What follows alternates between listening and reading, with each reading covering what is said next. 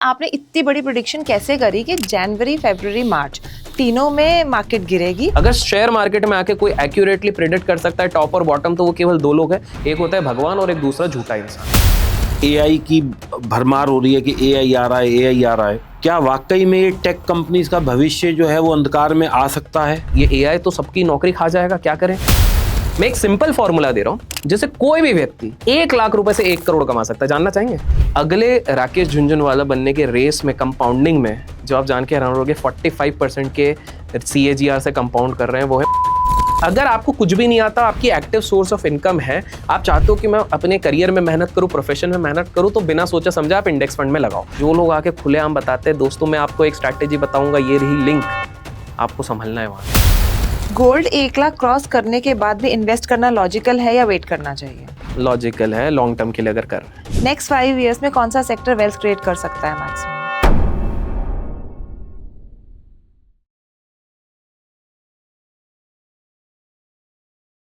नमस्कार दोस्तों, स्वागत है एक नए एपिसोड डीप टॉक्स में। दोस्तों डीप टॉक्स जहां हम बातें करते हैं पैसों की, बातें गहराइयों की। दोस्तों ये जो स्लोगन है ये मेरे को किसी ने कहा था ऐसा बोलने के लिए, तो मैं बोलता हूँ। और आज वही व्यक्ति हमारे साथ है जिसने मुझे बहुत सारे आइडियाज़ दिए और आप सब लोगों की भी ज़िंदगी में कहीं ना कहीं उन्होंने बहुत ज़्यादा विकार या चेंज लाए होंगे, क्योंकि वो बहुत ज़्यादा सोशल मीडिया पे एक्टिव हैं, बहुत ज़्यादा उनकी बातें प्रभाव करती हैं, बहुत अच्छा बोलते हैं और कोई भी टॉपिक ऐसा नहीं है जिस पे उनका ज्ञान ना हो। ट्रेडिंग से उन्होंने अपना कैरियर शुरू करा, फिर बिजनेसेस में एंटर करा, फिर सोशल लाइफ में एंटर करा और अब तो पता नहीं कहाँ कहाँ उनकी प्रेजेंस है। दोस्तों आज से 3 महीने पहले वो हमारे एक एपिसोड में आए थे डीप टॉक्स के, और उन्होंने कहा था 3 भी नहीं 4 महीने पहले कि जनवरी, फरवरी, मार्च में market will have a good correction या क्रैश, और वो हुआ भी। और क्योंकि वो हुआ तो मुझे वापस उन्हें बुलाना पड़ रहा है, और मैं डिस्क्रिप्शन में उस वाले पॉडकास्ट का लिंक भी दे दूंगा ताकि आप लोग जाके वेरीफाई भी कर पाएँ कि जो बात मैं कह रहा हूँ वो सही है या नहीं। स्वागत करते हैं दोस्तों अभिषेक कर का, जो कि किसी इंट्रोडक्शन के मोहताज नहीं है। सोशल मीडिया पे प्रेजेंस उनकी भरमार है और ट्रेडिंग तो करते ही हैं, लेकिन वक्ता बहुत अच्छे हैं, बहुत अच्छी अच्छी बातें करते हैं और बहुत कुछ लोगों को सिखाते हैं। आज दोस्तों इनसे समझेंगे कि बड़े funds, fund houses, mutual fund कैसे काम करते हैं और आप उससे कैसा फ़ायदा उठा सकते हैं। सबसे बड़ी बात तो यह है कि आपको सीखने को क्या मिलेगा और आप कैसे अपनी ट्रेडिंग जर्नी को बेहतर बना सकते हैं, ये समझेंगे अभिषेक कर से। स्वागत है अभिषेक जी, थैंक यू आपका सो हमारे मच पॉडकास्ट दीपक में। जी, thank you so much Pooja ji for welcome Abhishek ji. Thank you. और आज हमें ये जानना है कि आपने इतनी बड़ी प्रेडिक्शन कैसे करी कि जनवरी, फरवरी, मार्च तीनों में मार्केट गिरेगी, एंड समहाउ उस टाइम वॉर की कोई सिचुएशन नहीं थी जब ये पॉडकास्ट हमने किया था आपके साथ, तो ये आपने कैसे एनालाइज किया? देखिए सीधा है, ये पूरा डेटा का खेल है। लास्ट 25 ईयर्स का अगर आप डेटा देखते हैं निफ्टी और सेंसेक्स का, आपको एक चीज़ नोटिस करेंगे, वर्स्ट मंथ यूजुअली फरवरी निकला हुआ है। अगर आप पूरा एवरेज निकालते हैं -0.6 से -0.7% इंडेक्स लेवल पे फरवरी क्लोज होता है यूजुअली। ये लास्ट 25 ईयर का डेटा है। दूसरी चीज अगर आप देखेंगे, जब भी कोई बहुत बड़ा जियोपॉलिटिकल इवेंट हो रहा है या बहुत बड़ा कोई क्राइसिस हो रहा है, यूजुअली ये जनवरी, फरवरी और मार्च के बीच में होता है। पास्ट में अगर आप जाके देखते हैं, रशिया यूक्रेन का क्राइसिस भी कहीं उसी के इर्द गिर्द आया था। हम कोरोना वायरस कोविड की अगर बात करें तो भी उसी गिर्द आया था। तो कहीं ना कहीं ये हमको सतर्क रहने के लिए कहता है कि जनवरी टू मार्च ऐसे महीने होते हैं जहां सबसे ज्यादा अनवाइंडिंग ऑफ पोजीशन होती है। एंड तीसरा जो मैंने एक क्लू देखा हुआ है, अगर आप देखेंगे FIIs, आप देखिए FIIs इस तरह बेच रहे हैं जैसे कि इंडिया पूरे तरीके से खत्म है, बेचे जा रहे हैं, बेचे जा रहे हैं, बेचे जा रहे हैं, बेचे जा रहे हैं। हम जब इमर्जिंग मार्केट के साथ भारत को कंपेयर करते थे प्री जनवरी, मतलब दिसंबर 2025 से कंपेयर करते थे, हमको लगता था कि हम बहुत अच्छे हैं, क्योंकि सारे लोग टीवी पे आके बोलते थे बहुत अच्छा है, बहुत ग्लोरियस फ्यूचर है, लेकिन हम एक्सपेंसिव थे। प्राइस टू बुक रेशियो के हिसाब से हम कोरिया से एक्सपेंसिव थे, चाइना से एक्सपेंसिव थे। प्राइस टू अर्निंग के बेसिस पे हम बाकी इमर्जिंग नेशन से भी कई गुना ज्यादा एक्सपेंसिव थे। तो बेसिकली क्या होता है, आप एक बड़े निवेशक के हिसाब से अगर आप सोचते हैं दीपक जी एंड पूजा जी, मेरे पास अगर 100 रुपए है, मैं चाहूंगा कि वो 100 रुपए का सबसे ज्यादा कंपाउंडिंग रिटर्न मुझे कहां पर मिलेगा। अगर मुझे 100 रुपए की चीज कहीं पर 90 रुपए की मिल रही है तो मैं ऑब्वियसली वहां पर जाने की कोशिश करूंगा, रैदर देन 100 रुपए की चीज 120 पे, क्योंकि वहां पर मेरा मार्जिन ऑफ सेफ्टी, मतलब सेफ्टी नेट मेरा कम हो जाता है। जाता है। तो भारत उस समय पे 120-130 पे चल रहा था 100 रुपए के लिए, और बाकी सारे देश 70, 80, 90 जहां पे ग्रोथ भी दिख रही थी। और एक मेजर पॉइंट था, जो क्वार्टर ऑन क्वार्टर रिजल्ट आ रहा था हमारी कंपनीज का, वो उतना अप्रिशिएटिंग नहीं था, डिसअपॉइंटिंग था। सो सारी चीजों को अगर लिंक लगाया जाए, वैल्यूएशंस हाई थे, इमर्जिंग नेशंस बाकी हमसे चीपर थे, एफआईआईज का आउटफ्लो बढ़ रहा था, और कहीं ना कहीं आप टेक्निकल लेवल पे देखेंगे तो एक ओवर सैचुरेटेड पॉइंट वहां पर आ ही रहा था 26,000 के ऊपर। तो ये डिप एक्सपेक्टेड थी। हमेशा हमको याद रखना पड़ेगा, ट्रिगर बाद में आता है, मार्केट रिएक्शन पहले से करता है। तो मार्केट एक छोटी छोटी सी आप रिएक्शन देखिए, पूरे इंडेक्स को गिनती के 2-3 चीजें संभाल के रख रही थी उस समय पे। तो मात्र ये 2-3 चीजें जैसे ही गिरती तो फॉल एमिनेंट था, और वही वाली चीज हुई। इंडेक्स के कोई बड़े लीडर सपोर्ट ही नहीं कर रहे थे। कभी एआई का वेव आ जाता था, अचानक से पूरा टेक स्टॉक गिर गया। और हमेशा एक चीज याद रखिए, मैं अभी भी लोगों को आपके थ्रू बताना चाहूंगा कि हमारा जो पूरा मार्केट है, आज तक जो हम 25-30 साल से बहुत चलते आए, वो 3 थीम पे चलते हैं। एक आता है कंजम्पशन, कि भाई भारत का कंजम्पशन कभी कम नहीं होगा, पॉपुलेशन इतना ज्यादा है, अब तो पोल्यूशन भी ज्यादा है वैसे, बट पॉपुलेशन इतना ज्यादा है तो ये सारी चीजें चलती रहेंगी। तो पहला था कंजम्पशन। कंजम्पशन स्टॉक्स आप देखिए हार्डली परफॉर्म किए लास्ट 4-5 साल से, डेंट लगा हुआ है, चाहे वो एशियन पेंट्स ले लीजिए, एचडीएफसी ले लीजिए, कोई सा भी ले लीजिए। दूसरा हम कहते थे टेक्नोलॉजी। हम ये नहीं समझ पाए कि हम अभी तक प्रोडक्ट नहीं बना पाए। दीपक भाई, मैं आपसे पूछता हूं, आज हम ये वीडियो देखेंगे, हम देखेंगे एक यूएस वाली चीज पे यूट्यूब पे। आज अगर कोई इसका शॉर्ट देखेगा, वो भी यूएस मेड चीज पे देखेगा इंस्टाग्राम पे। सोशल मीडिया हम लोग खुद यूएस बेस्ड कर, हमारे पास Indian made product innovation hardly कुछ है, हम लोग इनोवेट ही नहीं करते हैं। तो इसके चक्कर में हम लोग सर्विस बेस्ड थे। हम 2000 से सर्विस बेस्ड रही हैं आईटी कंपनीज। कब तक बाय बैक करके अपने शेयर के वैल्यू को संभाल के रखेंगे? कहीं ना कहीं तो उनको सर्विस से आगे बढ़ना ही था। एआई ने आके वो तोड़ दिया कि भैया आप तो प्रोडक्ट बनाओ, वरना तुम्हारे डेंजर में। तो अचानक से पूरा आईटी इंडेक्स देखेगा सबसे लोएस्ट पी पे अभी ट्रेड कर रहा है लास्ट कितने सारे सालों के।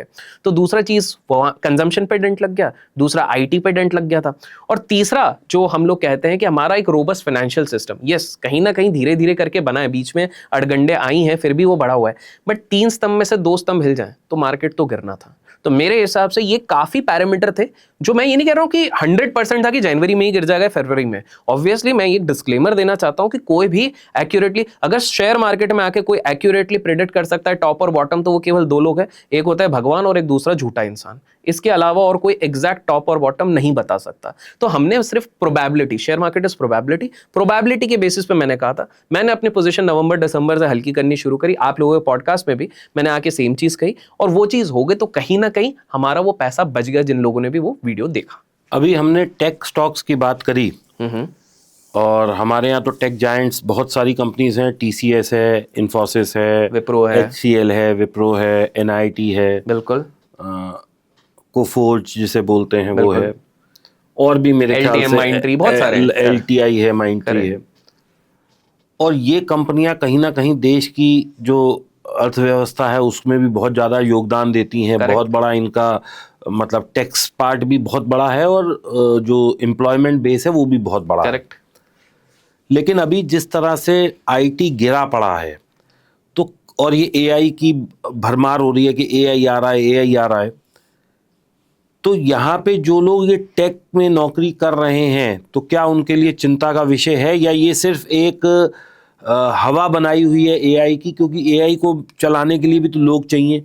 This is one. ठीक है। 2, क्या वाकई में ये टेक कंपनीज का भविष्य जो है वो अंधकार में आ सकता है? क्योंकि India is the biggest service provider. वैसे तो अब चाइना भी आ रहा है, क्योंकि चाइना में भी सब लोग इंग्लिश सीखते जा रहे हैं, और China is also coming up in a very big way. और अगर आप चाइना में जाके देखो, टेक हमारे यहाँ तो कुछ है ही नहीं, बिल्कुल, उनके यहाँ तो टेक भाई यूएस भी कहता है ये कौन सा टेक है भाई। करेक्ट। अभी मैं आपको बताऊं, मैं गया था चाइना एक बार, तो जैसे ही आप एयरपोर्ट में घुसते हो, आप अपना स्कैन करते हो तो आपका फेस और उंगली का वो लेते हैं। उसके बाद जैसे ही आप वहाँ जो वो सब जगह वो चल रहे होते हैं, व्हाट यू कॉल दिस, जहाँ फ्लाइटों के टाइम आ रहे होते हैं, पूरा इतना बड़ा बिलबोर्ड चल रहा होता है ना, तो उसमें आप राइट साइड में जाके जैसे ही खड़े होते हो, वो आपकी शक्ल आइडेंटिफाई करता है कैमरा, और बता देता है कि आपका, एक तो वो रास्ता दिखा देता है कि भैया आपको ऐसे जाना है और आपका गेट वहाँ पर है, प्लस आपकी कितने बजे फ्लाइट है, कौन सा गेट है, क्या है, मतलब वो आपके फेस रिकॉग्निशन। जबकि 1 लाख 2 लाख 5 लाख लोग आते होंगे पूरे घुंजाओ, और ये मैं घुंजाओ की बता रहा हूँ, I am not telling about Beijing and Shanghai, ये मैं घुंजाओ एयरपोर्ट की बता रहा हूँ। So the type of tech they are using, हम तो सोच भी नहीं सकते। बिल्कुल। तो ये टेक का हमारे यहाँ भविष्य क्या है? तो देखिए, आपका जो सेकंड है चाइना पे, मैं और 2 ऐड कर देता हूँ आपको। चाइना कितना ज्यादा आगे निकल गया है, दो एग्जाम्पल है। अगर आप वहां पर हॉस्पिटल पे जाते हैं, कुछ हॉस्पिटल्स में, तो हॉस्पिटल्स में क्या कर दिया है, हम लोगों को इंडिविजुअल नर्सेज रखने पड़ते हैं ताकि डिफरेंट वार्ड्स में जाके डिफरेंट मेडिसिन दे के रखें। उन लोगों ने इतना स्ट्रीमलाइन कर दिया गया है कि जो उनका मेडिसिनल ऑफिस है हॉस्पिटल का, वहां पर एआई की मदद से उन लोगों को पता है कि वार्ड नंबर 42 में अल्जाइमर के पेशेंट है, वार्ड नंबर 43 में हार्ट के पेशेंट है, बीपी के पेशेंट है। एआई ने पूरा फीड करके रखा है कि 2 बजे इसको दवाई देनी, 3 बजे ये दवाई देनी, 5 बजे इसको दवाई देनी है। मशीन को इस प्रकार से ट्रेन किया गया है कि 2 बजे अचानक से वो मशीन ऑटो पंच करेगा, मेडिसिन वहीं से उठाएगा, ऊपर से आपके माने रूफ टॉप से उसी वार्ड पे जाएगा और वहां पर वो ड्रॉप कर देगा, और वो तब तक वहां से नहीं हिलेगा जब तक वहां पर पेशेंट खुद, अगर वो पॉसिबल है पेशेंट के लिए, वो दवाई लेके खुद ना ले लेता है। क्योंकि बहुत सारे पेशेंट खुद ले सकते हैं, just about timing and the right medicine. और जिस केस में चाहिए कि जैसे मान लीजिए किसी का हाथ ही नहीं चल रहा, पैरालिसिस है, वहीं पर खाली नर्स डिप्लॉय किए गए। तो पहली बात आप हॉस्पिटल लेवल पे देखिए, इतना बड़ा चेंज कर दिया गया है। नहीं तो वहां तो मैंने ये भी देखा है, जैसे मैं होटल में रुकता हूँ, आप पानी मंगाओ तो वो रोबोट मशीन आती है। करेक्ट।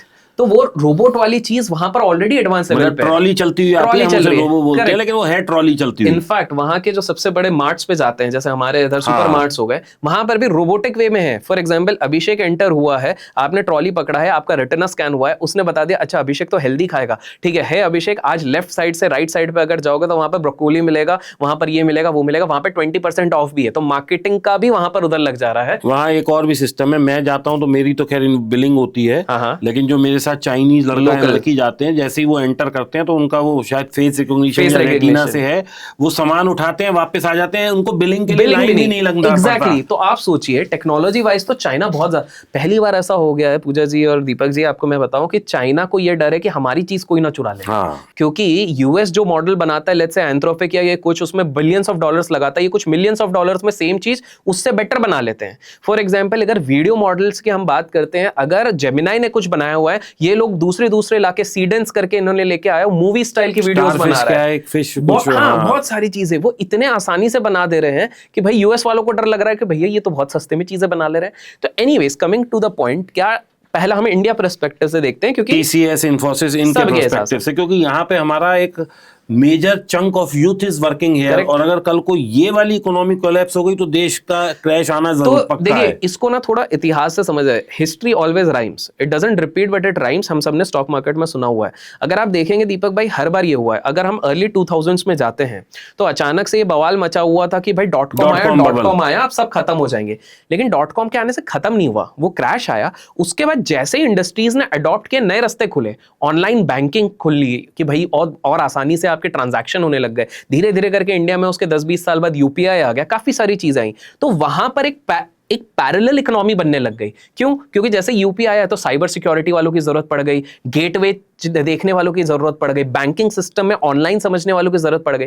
जो लोग केवल टाइप राइटिंग करते थे, उन लोगों की नौकरी चले गई। ये .com के टाइम पे हुआ था। इसके पहले मैं और पहले लेके चले जाता हूं, जब गांव से पानी लेते थे तो जो पानी उठाता था ना, उसको लोग देते थे 2 रुपए, 1 रुपए, भाई महीने का तेरे को 2 रुपए मिलेगा, तो पानी उठा के ला रहा है। अचानक से हैंडपंप आ गए, उसकी नौकरी गई। हैंडपंप के बाद क्या हो गया, नल वाले आ गए, नल के बाद पाइप आ गया। तो अचानक से क्या हो गया, एक दूसरी इकोनॉमी बन गई। बिकॉज जैसे वो पाइप वाली की इकोनॉमी बन गई तो वाटर डिस्टिलेशन प्लांट्स बन गए, काफी सारी चीजें बन गई, वहां पर एम्प्लॉयमेंट।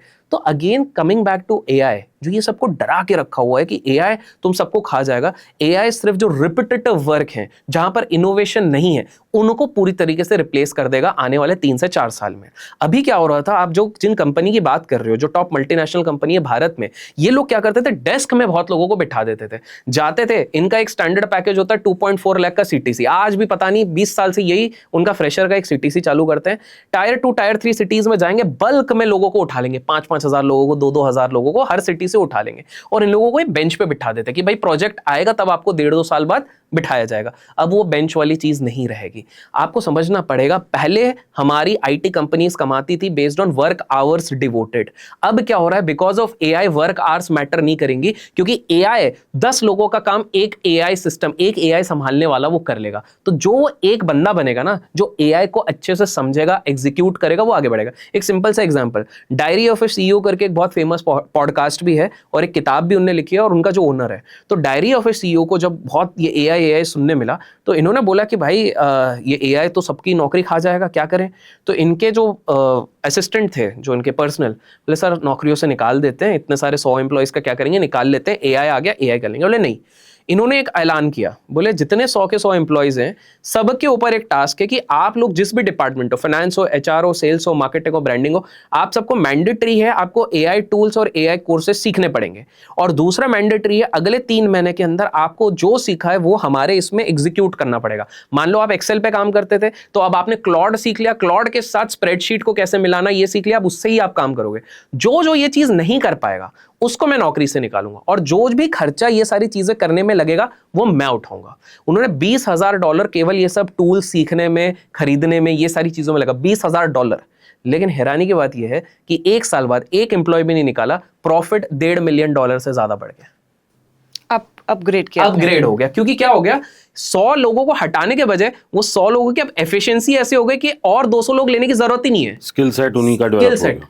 तो ये कितना स्मार्ट तरीका है, तो इनको निकालने की तो अब ये चीज होने वाली है। हमारे देश में क्या हो गया है कि आज तक ये चलता था कि एक बार हमने कॉलेज से प्लेसमेंट उठा ली ना तो अपन सेटल्ड है, एक बार हमारी नौकरी लग गई तो अब वो चीज नहीं है। 15-15 साल के नौकरी वालों की भी नौकरी की कोई गारंटी नहीं है। तो एआई अब क्या करने वाला है, artificial intelligence, you either innovate और यू सफोकेट। आप या तो सीख जाओ या तो पूरी तरीके से खत्म हो जाओगे। तो ये जो नीचे का फ्रॉथ बन गया था बहुत ऊपर का, वो हटेगा। सेम स्टॉक मार्केट में भी होगा, वो वैल्यूएशन का जो फ्रॉथ 2020 के बाद बन गया था, जो हम प्राइस मल्टीपल्स पे ट्रेड कर रहे थे, हम ऑलमोस्ट 2000 के मल्टीपल्स के आसपास आने लग गए थे। हम 45-46 के मल्टीपल्स पे, 2000 में तो चलिए 70-80 मल्टीपल्स पे भी चले गए थे, लेकिन 45-48 का मल्टीपल भी ज्यादा था।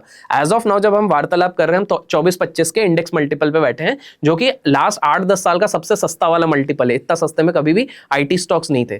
तो यहां पर एक चेंज आएगा दीपक भाई, एक ट्रांजिशन आएगा। जैसे जैसे जो कंपनीज इधर, अब हमें नहीं पता, टू बी ऑनेस्ट, आपको भी नहीं पता, मुझे भी नहीं पता कौन सी कंपनी अडॉप्ट कर पाएगी इस चीज को, लेकिन एक चीज क्लियर है, कैश रिच कंपनीज ही कर पाएंगे, क्योंकि उन्हीं के पास ये एफिशिएंसी रहती है कि वो एक्सपेरिमेंट कर सके, थोड़ा पैसा जला सके, काफी चीजें।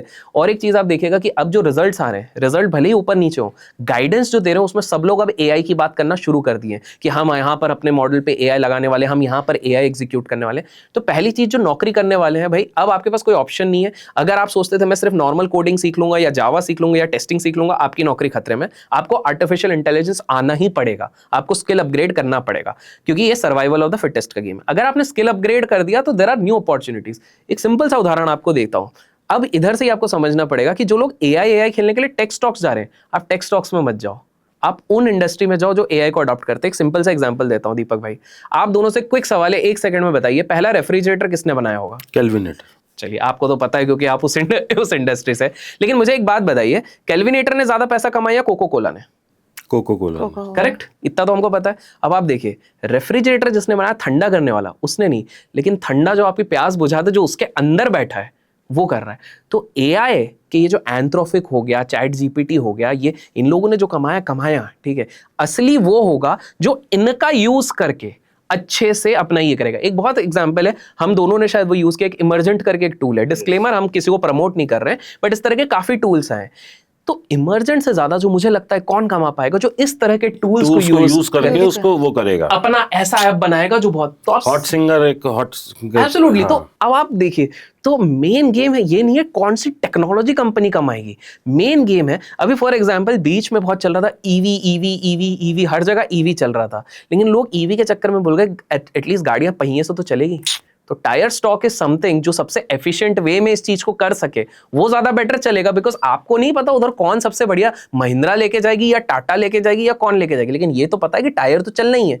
तो मेरे हिसाब से एआई के गेम में हम नजर ही गलत रख रहे हैं। अगर इन्वेस्टमेंट पर्सपेक्टिव से बात करेंगे, हम सिर्फ टेक्नोलॉजी पे लगाएं, because we don't know technology disrupt ऐसे हो जाती है। एक अचानक से कोई ले आएगा, क्योंकि हर दिन नया प्लेटफॉर्म आ जाता है ना, कभी चाइना एक प्लेटफॉर्म ले आता है, कभी ये कोई प्लेटफॉर्म ले आता है, कभी वो प्लेटफॉर्म ले आता है। पहले लोग चैट जीपीटी की बात करते थे, फिर अचानक से जेमिनी की बात करने लगा, फिर एंथ्रोपिक, क्योंकि आए दिन वो कुछ ना कुछ लिख देते हैं कि भाई हम कोडर्स की नौकरी खा जाएंगे, हम इसकी नौकरी खा जाएंगे। अब एंथ्रोपिक की बात करने लग गए, फिर वीडियो में आ गए तो बाहर हिग्सफील्ड की बात करने लगे। तो हर बार चेंज होगा, लेकिन इसका जो प्रॉपर यूज करके चीज करेगा। एक बहुत इंटरेस्टिंग एग्जांपल देता हूं, यूएस में एक 23 साल का बच्चा 1800 करोड़ कमा गया है सिर्फ एआई यूज करके। उसने बहुत सिंपल सा चीज करा, उसने क्या बोला कि भाई फिटनेस, हेल्थ और फिटनेस, क्योंकि दीपक भाई भी काफी फिट हो गए हैं दोस्तों, हमारा पार्ट 1 से अगर अभी तक आप देखेंगे तो आप वो चीज देख सकते हैं। तो इसलिए फिटनेस से मेरे को याद है, उसने 1800 करोड़ कैसे कमाया, 22-23 साल का लड़का है। उसने क्या बोला कि भाई चैट जीपीटी तो सबके पास है, चैट जीपीटी सब डालते हैं कि भाई मैंने आज एक प्लेट मूंग हलवा खाया है, आज मैंने 2 कटोरी पोहे खाए हैं, तो मेरा कैलोरी बताओ। उसने एक चीज नोट की, इंसान बाय नेचर आलसी है, वो रोज रोज नहीं करेगा अनलेस बहुत ज्यादा पैशन होगा। तो उसने क्या बोला, लेकिन फोटो सब बहुत जल्दी खींच लेते हैं। उसने एक रैपर बनाया, उसने बोला सीधे फोन लो, तुम फोटो खींचो, मैं इमीडिएटली कैलोरी डेफिसिट निकाल के बता दूंगा, और कुछ नहीं करा। बस उसने इतनी सी चीज करी, और ऐसे करके मॉडल बना के इन्वेस्टर्स को देके 1800 करोड़ कमा लिए। उसने एक रैपर बनाया। जो हमारे एक और व्यक्ति हैं, मैं नाम तो लेता नहीं हूँ, गाइस गूगल कर लेना और कमेंट्स में बता देना, एक और व्यक्ति हैं, उन्होंने भी रैपर ही बनाया है। उन्होंने क्या किया है, उन्होंने चैट जीपीटी के टोकन्स ले लिए, जेमिनाई के टोकन्स ले लिए, और हिंट दे दूं कि ये व्यक्ति हमारे आदरणीय प्रधानमंत्री जी के लिए बहुत कुछ कहते हैं, अब आप लोग खुद समझ जाइए। तो उन्होंने भी अपना जो मॉडल बनाया वो रैपर है। अच्छा, कुछ लोगों ने ये सोचा है कि भाई क्योंकि इंस्टा पे आप जाएंगे ना तो बहुत सारे पेजेस है, 21 करोड़ कमाया, 22 करोड़ एक दिन में कमाया। वो ये नहीं समझ रहे हैं, इसको अगर थोड़ा डेप्थ में जाते हैं, कि जब टोकन्स खरीदने पड़ते हैं ना चैट जीपीटी से और इस पे, वो 80% इनका पैसा खा जाते हैं। तो वो नंबर देखने में बड़ा मजा आता है, भाई 21 करोड़ एक दिन के कमा लिए, 20 करोड़। वो ये नहीं समझ रहे कि 90% उससे जा चुके हैं, ये वाली चीज। तो पॉइंट आप ये समझिए कि असली जो पूरा गेम होगा वो होगा जो डिराइव्ड प्रोडक्ट पे जो ये पूरा गेम खेलेगा वो होगा। ये हो गया आपका पहला चीज। दूसरी चीज जो मेरा ये मानना है, आगे चल के अगर मैं इंडिया के पर्सपेक्टिव से बताऊं, तो मेरा ये पूरा क्लियर मानना है पूजा जी एंड दीपक जी, कि जितने लोग भी एआई पे फोकस्ड हैं, उनको एआई से अपना फोकस ही हटा देना चाहिए।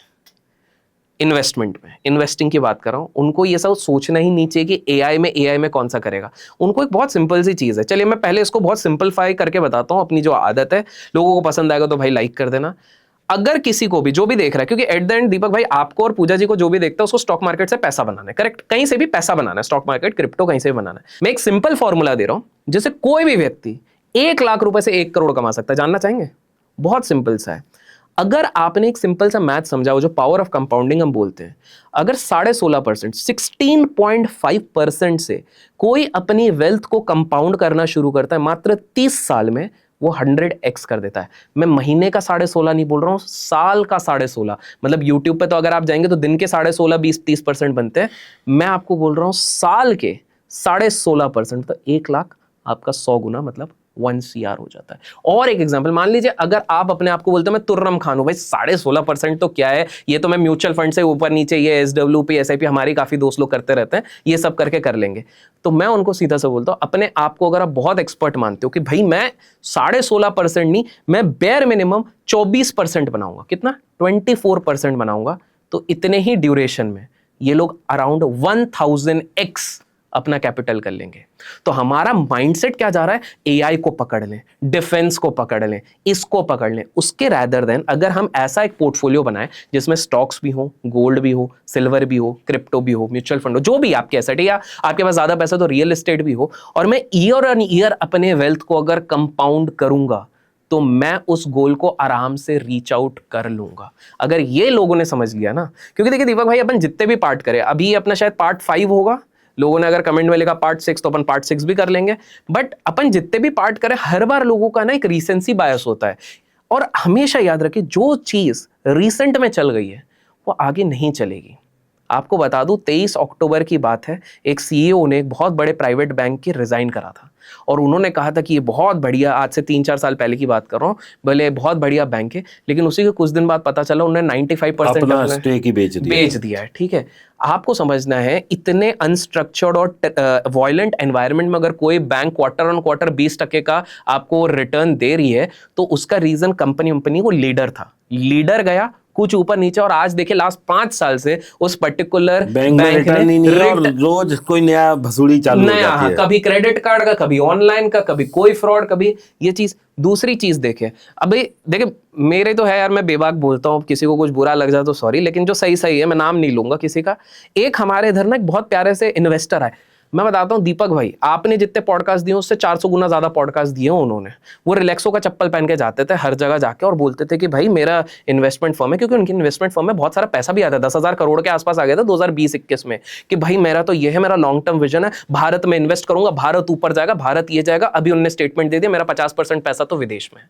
अचानक से भारत से उनका विश्वास चले गया। हर बार बोलते थे देखो मैं चप्पल पहन के आया, वो चप्पल का शेयर भी 60-70% गिरे पड़े हुए हैं, रिलैक्सो भी गिरे पड़े हुए हैं। वो छोड़िए, उन्होंने एक कंपनी सबको उन्होंने ना एक दो किताबें लिखी और उन्होंने बोला ये कंसेप्ट फॉलो करो और आपका कंपाउंडिंग हर 3-4 साल में तो होना है, 5 साल में -2% की कंपाउंडिंग चल रही है उस पोर्टफोलियो पे।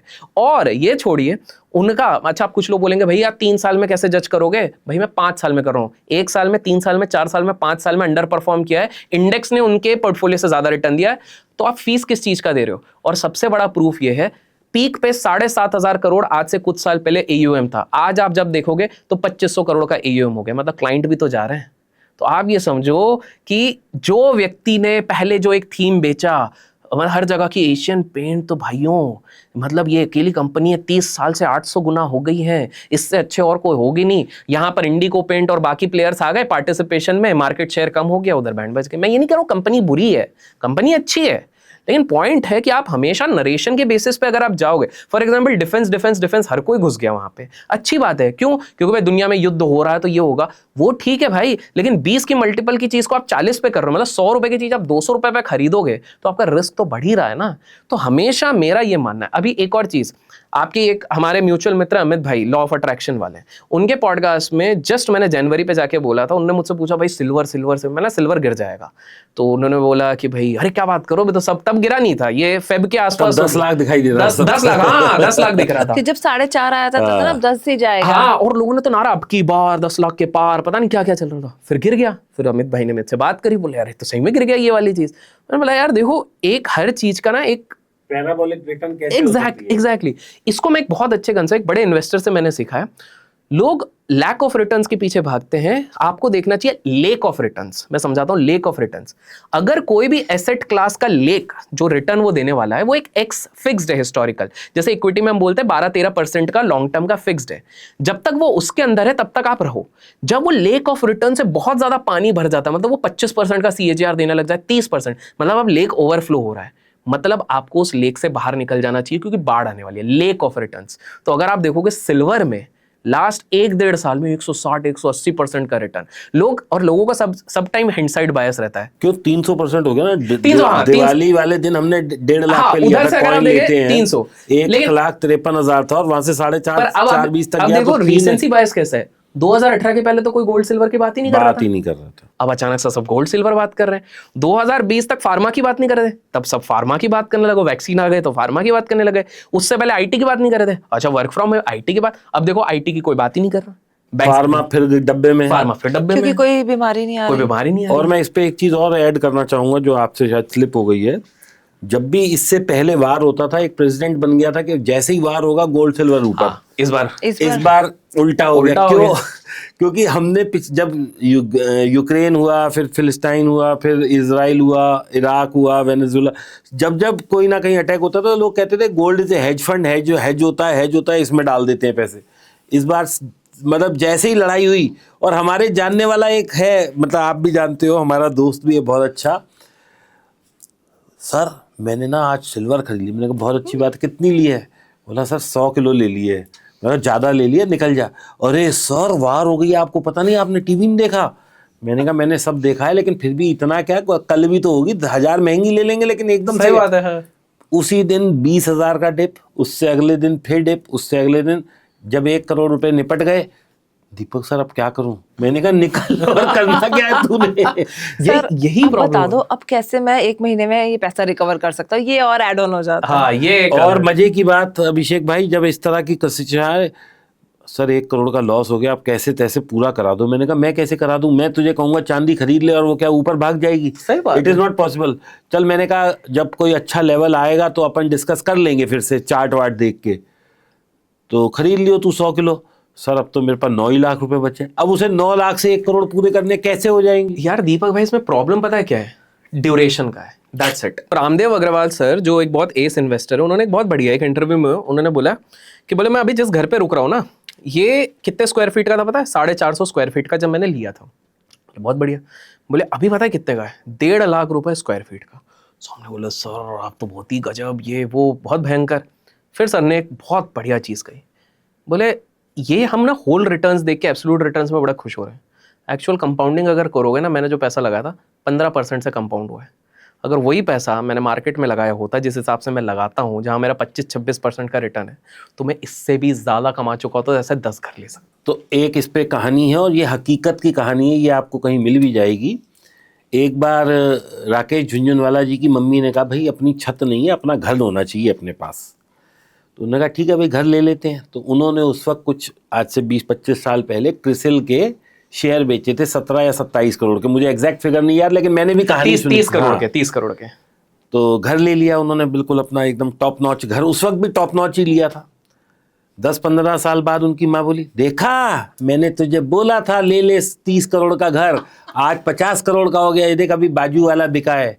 तो उन्होंने कहा माता जी अगर वो शेयर होते मेरे पास जो हमने 30 के बेचे थे वो 300 करोड़ के होते।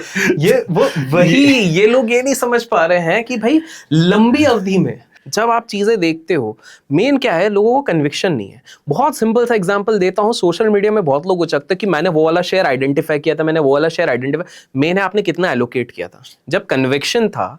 बहुत सारे लोग क्या गलती करें दीपक भाई, अगर 100 रुपए हैं 20 स्टॉक लेंगे, 5-5 रुपए सब में लगा देंगे। ऑब्वियसली बात है कोई ना कोई हो सकता है, अगर आपने थोड़ी एनालिसिस करी वो 10-20 टाइम्स होगा, लेकिन क्या आपने वेल्थ बनाई उससे? नहीं। मेन चीज, क्योंकि आप तो तेरे इंडेक्स को रेप्लिकेट कर रहे हो ना। अगर आप बहुत ही इक्वल डिस्टेंस कर रहे हो, उससे बेटर जाके भाई इंडेक्स फंड उठा लो, क्यों इतनी मेहनत कर रहे हो।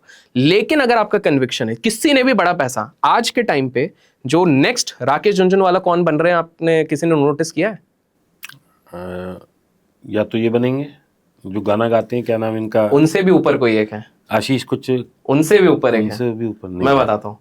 अगले राकेश झुनझुनवाला बनने के रेस में, कंपाउंडिंग में, जो आप जान के हैरान रहोगे 45% के CAGR से कंपाउंड कर रहे हैं, वो है मुकुल अग्रवाल। मैं पहले डिस्क्लेमर दे दूं, यूट्यूब वाले हमारे मित्र मुकुल अग्रवाल नहीं, हाँ। जो एक इन्वेस्टर हैं, ऑलमोस्ट 6-7 हजार करोड़ का भी पोर्टफोलियो है, स्मॉल कैप्स में इन्वेस्ट करते हैं, और उनका एवरेज होल्डिंग पीरियड 8-8 साल का है। 45% CAGR. 45% CAGR से he's compounding his wealth, and right now he's 6,000 crore plus after the recent dip also.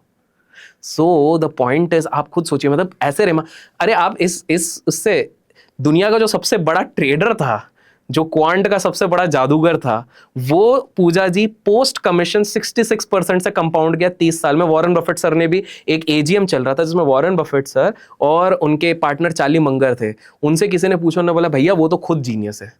मैं बात कर रहा हूँ जिम साइमंस का, 66% से कर रहे थे। 2008 में मार्केट गिरे, सारे फंड हाउसेस नेगेटिव में, ये प्लस 82% पे थे। क्यों? और ये सिर्फ क्वांटिटेटिव और उनके पैटर्न्स पहले से प्रिडिक्टिव एनालिसिस करके वो करते थे। उन्होंने अपने फंड हाउस के ना पैसे बाहर के लेने बंद कर दिए थे। $10 बिलियन के बाद उन्होंने बोला मेरे को बाहर का पैसा चाहिए नहीं, सिर्फ उन्हीं का फंड और उनके जो खास एम्प्लॉयज थे, जो फ्रेंड्स बन गए थे, उन्हीं का फंड वहां पर मैनेज होता था, बाहर का फंड वो लेते नहीं थे। 30 साल तक 66% का, अगर आप post commission, post profit, post taxes अगर आप कैलकुलेट कर रहे हो, तो आप सोचो किस लेवल पे। लेकिन कुछ लोग बोलेंगे वॉरेन बफेट सर क्यों नहीं, क्योंकि जिम साइमंस को भी पता था कि मेरी एक लिमिटेशन है। इसके बाद आज तो वॉरेन बफेट सर को भी पता है वो क्यों इतने कैश में बैठे, क्योंकि वॉरेन बफेट सर को पता है कि मेरी लिक्विडिटी इतनी ज्यादा है कि मैं कहीं डिप्लॉय नहीं कर सकता। अच्छा, और क्योंकि आपने स्टार्टिंग में म्यूचुअल फंड बोला, यही प्रॉब्लम दीपक भाई हो रहा है म्यूचुअल फंड इंडस्ट्री में।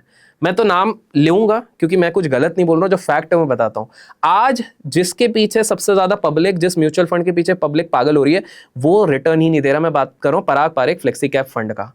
आपको 1.3 लाख करोड़ का AUM हो गया है। अब आप खुद सोचिए, वो 20% कैश पे बैठे हुए हैं। आए दिन डिबेट चलता है कि भैया आप कैश पे क्यों बैठे हो, कैश पे क्यों बैठे हो, आप तो बहुत कंजर्वेटिव हो। पहली बात, वो कंजर्वेटिव नहीं है। कंजर्वेटिव किसको बोलते हैं? वॉरेन बफेट को। इतना पैसा होने के बाद 55% वो कैश पे बैठे। 55% is conservative, 18-20% is not that conservative. But आप उनकी भी मजबूरी समझो। उन्होंने वो स्टेटमेंट क्या देते हैं, हमको मौका ही नहीं मिल रहा जहां हम डिप्लॉय करें, कन्विक्शन ही नहीं मिल रहा है। दूसरी चीज आप देखो कि उन्होंने आज तक CAGR क्यों दिया था 19-20% का, जो लोग पास्ट डेटा के हिसाब से कर रहे हैं, क्योंकि उन्होंने सही टाइम पे US स्टॉक्स पे इन्वेस्ट किया था, अल्फाबेट पे, गूगल पे। उस समय पे हमारे मार्केट ओपन थे, आप इन्वेस्ट, अब तो कैप लग जाता है हर बार, फिर वो खुलता है, फिर आप चाइना में इन्वेस्ट कर सकते हो इस पे, फिर वापस कैप लग जाता है। तो उस समय पर ने अल्फाबेट, गूगल, इन सारी चीजों पे किया, तो वहां से उनका अल्फा बढ़ा था।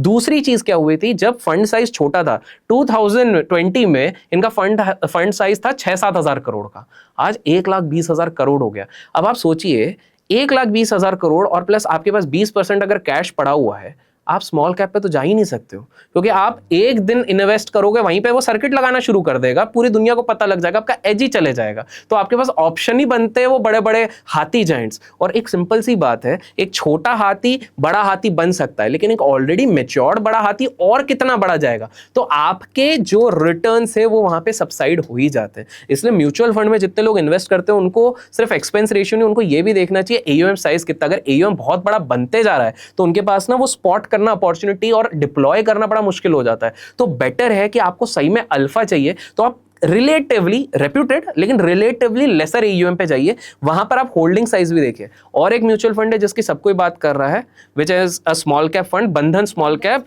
फंड। अब नो डाउट अच्छा है, पुराना रिटर्न देख रहे हैं, लेकिन लोग एक चीज नोटिस ही नहीं कर रहे हैं। आप लोगों ने उनका सीएचआर देखा, बहुत तगड़ा है, अभी पूरे उसमें सबसे ज्यादा है, लेकिन लोग नोटिस नहीं कर रहे। आपको जान के हैरानी होगी 2020 से 2023 के बीच में उनका सीएचआर 55% का था, अब वो 28%, 27, 28, 26% का हो गया, डिप में 24% हो गया होगा। ठीक है, अब ऐसा क्यों हुआ? पहली बात, ये लॉन्च हुआ था कोविड के फॉल के जस्ट 1 महीने पहले। तो पहला बात timing of the launch of fund. उस समय पे सारी चीजें डर्ट चीप थी, उस समय पे आपने कोई भी स्मॉल कैप पे अच्छे से अगर एनालिसिस करके लगाया तो वो। दूसरी चीज है 2020 से 23 तक जो उनका फंड मैनेजर था वो स्मॉल कैप एक्सपर्ट था, उसने तो रिटर्न बना दिया, लेकिन जैसे ही फंड हाउस बनना शुरू हो गया तो उन्होंने निपॉन एसेट मैनेजमेंट के सीआईओ को यहां पर हायर कर लिया। और उनके सीआईओ को एक्सपीरियंस है मल्टी कैप, मतलब small cap, mid cap, large cap सबको मैनेज करना, क्योंकि उनको साइज मैनेज करना था, स्मॉल कैप नहीं साइज। और जब भी किसी को साइज मैनेज करने आता है ना, वो सबसे पहली चीज करता है, मेरे को प्रोटेक्ट करना है लोगों का फंड। तो उसने 60 स्टॉक्स के जगह पे एट प्रेजेंट हम जब बात कर रहे हैं बंधन स्मॉल कैप में 245 स्टॉक्स हैं और स्मॉल कैप इंडेक्स में 250 स्टॉक्स हैं। तो एक तरीके से आपने इंडेक्स को ही मिमिक कर दिया है। तो आपको ये भी समझना है, बहुत बार लोग ये समझ नहीं रहे म्यूचुअल फंड के रिटर्न इसलिए भी होते हैं जिस टाइम पे वो लॉन्च हुए, किस कैटेगरी में लॉन्च हुए। सिंपल सी बात है दीपक भाई, 2022 या 21 में कोई भी म्यूचुअल फंड ने अगर गोल्ड एंड सिल्वर का ईटीएफ या फंड लॉन्च किया ना, वो आज के डेट पे प्रॉफिटेबल ही है। लेकिन बात करूं उसकी जिसने 2012 में लॉन्च किया, हाँ टाइमिंग। आपको मैं एक और बहुत इंटरेस्टिंग 2000s की अगर मैं बात करूं तो एक बहुत बड़ी 2000 से 2008-10 तक तो कोई म्यूचुअल फंड परफॉर्म ही नहीं किया। 2008 से 2016 तक लोग सिप करते रहे, एफडी का रिटर्न नहीं आया। मैं खुद था उस टाइम में। 2003 आउटलुक मैगजीन रामदेव अग्रवाल जी का एक स्टेटमेंट आया, इक्विटीज आर डेड। आप सोचो, रामदेव अग्रवाल सर 2003 में ये स्टेटमेंट दे रहे हैं, ऐसी हालत हो रही थी। हम अब क्या बोले, उनने उस गलती से सीखा, इसलिए वो आजकल हर जगह पॉजिटिव रहते हैं। आपको और एक इंटरेस्टिंग नहीं, आज के टाइम पे एक बहुत बड़े इन्वेस्टर है समीर अरोरा, हीलियोस कैपिटल के। 1999 2000 के बीच में, 98 से 2000 जब ये चल रहा था, वो स्टार में काम करते थे। उन्होंने क्या बोला, उनका जो आईटी फंड था वो म्यूचुअल फंड 3x रिटर्न दे रहा था। म्यूचुअल फंड 3x रिटर्न दे रहा है, मतलब आप सोचो क्रेजी। और बोले जो वो डिप में गया उसके बाद लोग माइनस रिटर्न में रह गए, जो नहीं निकाल पाए। तो आप ये समझिए, यही वाली चीज हिस्ट्री हमेशा रिपीट हो रही है, क्योंकि देखिए मार्केट ना बिहेवियर का खेल है, मासेस का बिहेवियर। तो अभिषेक जी, आप ये कहना चाह रहे हो कि बजाय म्यूचुअल फंड जाने के बेटर है कि ईटीएफ ले लिया जाए, निफ्टी का, मिड कैप, इसको स्मॉल मैं एक कैप? तरीका बताता हूँ, एक सिंपल सा चीज है। पहली चीज है, अगर आपको कुछ भी नहीं आता, आपकी एक्टिव सोर्स ऑफ इनकम है, आप चाहते हो कि मैं अपने करियर में मेहनत करूं, प्रोफेशन में मेहनत करूं, तो बिना सोचा समझा आप इंडेक्स फंड में लगाओ। 3 इंडेक्स फंड भी रख लिया तो आपके लिए काफी है। निफ्टी 50 का इंडेक्स फंड आप रख लो, उसके बाद एक स्मॉल कैप इंडेक्स फंड रख लो, आपकी एज अगर थोड़ी रिलेटिवली कम है वो रख लो, और तीसरा कोई कमोडिटी बेस्ड ईटीएफ या फंड आप रख लो। Gold is my preferred. Mid cap भी रख सकते हो। देखो मिड कैप ने रिटर्न यूजुअली ज्यादा दिया है, लेकिन अगर आप लार्ज और स्मॉल भी कर दोगे कॉम्बिनेशन, तो काइंड ऑफ आप सीएजीआर वाइज पे आ जाओगे। तो ये एक तो ये तरीका है। दूसरा, अगर आप थोड़ा सा भी एनालिसिस कर सकते हो, मैं एक्टिव मैनेजमेंट के अगेंस्ट नहीं हूं, मैं नहीं कह रहा हूं कि एक्टिव मैनेजमेंट आपको रिटर्न नहीं दे पाएगा, लेकिन आपको कब स्विच करना है ये भी पता होना चाहिए, जो बहुत सारे लोगों को नहीं पता है। आपको ये देखना है कि फंड मैनेजमेंट चेंज हो रहा है कि नहीं हो रहा है। जैसे मैंने अभी बहुत लोग बंधन स्मॉल कैप में डाल रहे हैं, उनको पता ही नहीं है 2020 से 23 तक जो मैनेजर था वो मैनेजर है नहीं। पहली चीज है, आपको वो भी ट्रैक करना पड़ेगा कि मैनेजर कब बदल रहा है। आपको ये भी ट्रैक करना है कि वो एयूएम इतना ज्यादा तो नहीं बड़ा बन जा रहा है। अगर एक स्मॉल कैप का मैनेजमेंट बहुत बड़ा बन जा रहा है तो वो कंपेल्ड हो जाते हैं कि मेरे को 10 से 12% जो एक्विजिशन करना है वो लार्ज कैप में करना ही पड़ेगा अपने पोर्टफोलियो को हेज करने के लिए। तो आप रिलायंस और एचडीएफसी बैंक जैसे स्टॉक में इन्वेस्ट करने के लिए आपका एक्सपेंस रेशियो स्मॉल कैप में क्यों दे रहे हो? उससे बेटर आप इंडेक्स फंड ही उठा लो। तो बेटर ये नहीं रहेगा कि एक आदमी निफ्टी का ईटीएफ ले ले, मिड कैप ले ले, स्मॉल कैप ले ले, और एक आध कोई थीमेटिक ले ले, जैसे बैंक का? यार देखिए, मैं थीमेटिक के रिटेल के लिए अगेंस्ट हूं। मैं बताता हूं सिंपल सा, रिटेल को एंटर करना आता है, एग्जिट करना नहीं आता है। जो आईटी थीमेटिक में घुसा है 2020 से 24 तक कमाया है, नहीं निकला तो वापस वहीं पर आ गया। करेक्ट। जो स्मार्ट है देखिए, आप मार्केट को देख रहे हैं, आपको चीजें दिख रही हैं सामने, आप उधर एग्जिट बटन दबाओगे कि भैया मेरा 22% का CAGR निकल रहा है, मैं इधर निकल रहा हूं। रिटेल नहीं करेगा। रिटेल ने सिर्फ एक कहावत सुनी है कि buy when there is blood on street, उसने ये पढ़ लिया है और वो ट्विटर पे जाएगा buy when there is blood on street, भाई मैं खरीदूं, मैं never let a crash go waste. Yes, money is made when blood is on the street. अरे भैया, ब्लड ऑन द स्ट्रीट की आप बात कर रहे हो? आइडिया 2008 में एकदम हाई पे था, सुजलॉन एकदम हाई पे था, DLF एकदम हाई पे था, अभी तक ब्लड से नहीं निकल पाए। JPS, ये तो हम लिस्टेड जो बचे हैं, हम उनकी तो बात ही नहीं कर रहे हैं। एडुकॉम, HDIL, ये वाले तो कहाँ चले गए? किंगफिशर लोगों ने ये पकड़ के रखे हो, तो भैया ब्लड ऑन द स्ट्रीट, 3 रुपए पे आ गया ब्लड ऑन द स्ट्रीट। लोगों ने सत्यम नहीं छोड़ रहे थे, टेक्केम में भी मिल गया, उसके बाद भी उनको पॉजिटिविटी है कि भाई ये चीज चलेगी। तो आपको समझना पड़ेगा भैया, वो सही है, ठीक है। इसका सिर्फ एक ही तरीका है दीपक भाई, अगर किसी को कुछ समझ में नहीं आ रहा तो भाई आपने जो बोला ETF और इंडेक्स फंड जिंदाबाद, आप वहां खत्म करो। लेकिन मेरा ये मानना है कि वहां पर आप 12-13% का एनुअलाइज CAGR कर लोगे, लेकिन अपन ने जो 16% की बात करी उस पर या तो थोड़ा बहुत स्टॉक सिलेक्शन आपको आना चाहिए, या तो फिर थोड़ा सिलेक्टिव एक्टिव मैनेजमेंट फंड। तो सबसे सिंपल क्या कर सकते हैं, कोर और सैटेलाइट पोर्टफोलियो बनाओ, 70% आपका जो होगा वो ETFs में लगा दो, 30% आप एक्टिवली मैनेज फंड में लगा दो। एक्टिवली मैनेज में भी कृपया करके फिर ब्लू चिप में मत लगाओ, क्योंकि आपका ऑलरेडी वो इंडेक्स फंड देख लेगा। आप स्मॉल कैप में लगाओ कि स्टॉक सिलेक्शन उसकी अच्छे हो। अभी भी मैं बता दूं, मार्केट में कुछ स्मॉल कैप फंड्स हैं जो कॉन्सेंट्रेटेड बेट्स ले रहे हैं, जो 60-65 की होल्डिंग रख रहे हैं। मेरा मानना है आप 250 स्टॉक्स पे लगा रहे हो तो वो 250 का तो भाई आप खुद ही बना लो।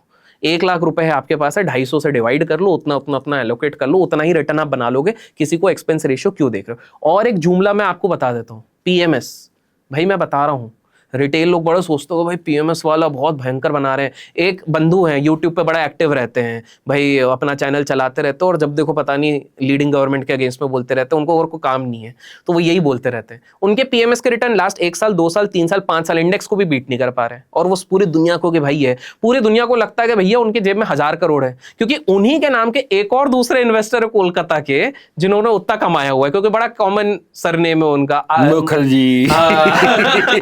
तो आप खुद सोचिए, यही लोग जनता फिर, अरे भाई। और मेन क्या होता है, देखिए पूजा जी और दीपक भाई, मैं आपको सिंपल सा बताता हूँ, मेजॉरिटी के साथ क्या होगा, आज वो SIP कर रहे हैं, बहुत अच्छी बात है, SIP करो, आप बिल्कुल करो, एक्टिव फंड में करेंगे, 25 साल हो जाएंगे, नौकरी जब छोड़ेंगे, अब तक वो 8% दिखे या 12% दिखे, निकालना तो पड़ेगा ना आप खर्चे पानी के लिए, क्योंकि हमने तो SIP लगा दिया। और तब जाके फिर वो बोलेंगे कि भाई मार्केट बेकार है, लेकिन तब तक इधर और 100 मगरमच्छ आ चुके होंगे बोलने के लगे भाई this is the next buzzing sector, इधर पैसा लगाओ। तो ये साइकिल ना रिपीट होती जाएगी। मेरा मानना सिंपल सा है। अच्छा, और दीपक भाई, जितने लोग आपको देख रहे हैं, मैं एक सिंपल सा एग्जाम्पल देता हूँ। 211 डिग्री पर अगर आप पानी गर्म करते हैं तो वो गर्म होने लगता है, अच्छा गर्म होता है। 1 डिग्री पे बढ़ जाता है ना तो वो फट जाता है, वो स्टीम इंजन को चला देता है। इन्वेस्टिंग में भी सिर्फ वो 1 डिग्री की एफर्ट की जरूरत है। वो जो 1 डिग्री एक्स्ट्रा आप जाके एफर्ट करते हो, पढ़ते हो, 3-3 घंटे देते हो, उस चीज को समझते हो, इस तरह के पॉडकास्ट को लाइक करते हो, समझते हो, फॉरवर्ड करते हो, तब जाके आपके अंदर वो जो एक बोलता है ना जज्बा, वो बनता है। Rather than wasting time in seeing, मतलब मैं तो सीधे बोलता वेस्टिंग टाइम। आप क्या मिलता है आपको ये देख के, भैया मेरे घर पे हल्दी खत्म हो गई, अरे भैया मेरी इससे शादी हो गई, आप दिन भर बैठ के वो देख रहे हो, उनके व्लॉग देख रहे हो, एक आध बार एंटरटेनमेंट के लिए ठीक है, लेकिन वो देख के आपके ना आपके जेब में कुछ बढ़ रहा है। वो लोग मैक्लेरन ले रहे हैं, वो लोग लैम्बोर्गिनी ले रहे हैं, आपके पैसे से ले रहे हैं। आप क्या कर रहे हो, आप वहीं पर बैठ के, अरे भैया ने तो ले ली आज, भैया 2 भाभी लेके आ गए, ये सब आप कर रहे हो। इससे आपको कोई फायदा नहीं मिलने वाला है। सिंपल सा है, इफेक्टिव एफर्ट्स लगाओ, नॉलेज पे आप ध्यान दो, लर्न करो, फिर एल हटा दो, अर्न करो। यही एक सिंपल सा तरीका है। और एक चीज मैं सबको कहना चाहूंगा, बड़े बड़े दिग्गज सिर्फ एक चीज से इस मार्केट से हारे हैं। मैं भी बताता हूं, मैंने भी अगर जीवन में किसी ईयर में लॉस किया है तो उसी के कारण किया है, और उसको कहते हैं ओवर लेवरेज। सिंपल सा है, उसका एक सिंपल सा उदाहरण है। और आप चलो, मैं तो बेवकूफ हूँ, दीपक भाई भी चलो हम बोलते बेवकूफ हैं, हम बेवकूफ है, लेकिन मैं बताता हूँ एक किस्सा। ऑक्सफोर्ड के टॉपर्स स्टैनफोर्ड के toppers, Nobel laureates, economist, Nobel prize winners, इन लोगों ने मिलकर एक फंड बनाया, 100 साल का बैक टेस्टिंग किया, बिकॉज एल्गो वाला आजकल बैक टेस्टिंग करते हैं, बैक टेस्टिंग किया, 100 साल का डेटा बनाया उन लोगों ने, और उन्होंने बोला ये मॉडल कभी फेल नहीं हो सकता। उन्होंने कंपनी खोली LTCM करके। LTCM के पास इतना फंड आने लग गया क्योंकि वो 40% के CAGR से ग्रो करने लगे। उन्होंने बोला आज तक हमारे, वो आर्बिट्राज मॉडल खेलते थे। वो आर्बिट्राज सिंपल सा करूं, वो एक करेंसी लेते थे कि ये करेंसी ऊपर जाएगी तो ये करेंसी नीचे जाएगी, रूबल के साथ खेल रहे थे। अब उनको क्या पता भैया कौन सी कंट्री के साथ ये खेल रहे हैं। आर्बिट्राज एक, और वो कितने 100x के लेवरेज से जाते थे, तो 40% का CAGR बिलियंस ऑफ डॉलर्स पे बनता था। एक बार क्या हो गया, अचानक से इनका पूरी थ्योरी 100 साल की पलट गई। दोनों करेंसी एक साइड पे चल रही है और दोनों पे ये शॉर्ट है, दोनों ऊपर जा रही है, शॉर्ट है, 100x का लेवरेज है, रातों रात $8 बिलियन का पूरा फंड गायब। ये मैं टॉपर्स की बात कर रहा हूं, सिर्फ एक गलती, ओवर लेवरेज।